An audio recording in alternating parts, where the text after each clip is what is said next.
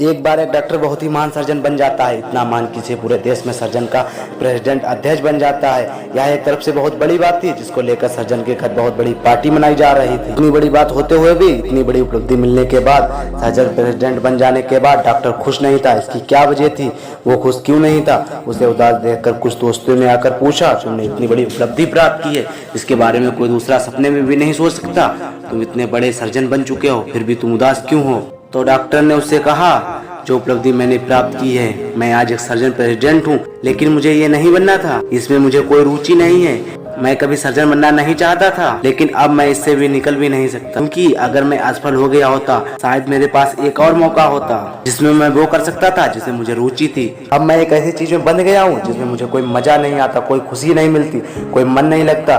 तो उस डॉक्टर के सभी दोस्तों ने कहा कि तुम मजाक कर रहे हो, देश के सबसे बड़े प्रेसिडेंट बन जाना कितने आदर की बात है। तुम्हारी बीवी खुश, तुम्हारे बच्चे खुश, हर कोई खुश, समाज में इतनी बड़ी तुम्हारी इज्जत है, हर कोई तुम्हारा सम्मान कर रहा है। तो उस डॉक्टर ने कहा, सभी लोग मेरा सम्मान कर तो रहे हैं, लेकिन मैं अपना सम्मान खुद नहीं कर रहा हूँ। बस लोगों की नज़रों में उठ गया हूँ, लेकिन उनकी नज़र में नहीं। मुझे एक डांसर बनना था, लेकिन मेरे माता पिता, मेरे घर वाले सभी इसके खिलाफ थे। घर वालों ने का कहना था कि मैं बायोलॉजी लेकर पढ़ाई पर ध्यान दूँ। इस तरह मैंने घर वालों की सुनी, कमज़ोर था, मुझमें उस वक्त घर वालों से लड़ने की शक्ति नहीं थी। मैंने घर वालों की बात मान ली और पढ़ लिख कर महान सर्जन बन गया, और मेरे डांसर बनने की इच्छा अधूरी रह गई। और आज भी मुझे एक डांसर बनने की इच्छा होती है, लेकिन अब वो वक्त नहीं रहा, मेरे हाथ से वक्त चला गया है।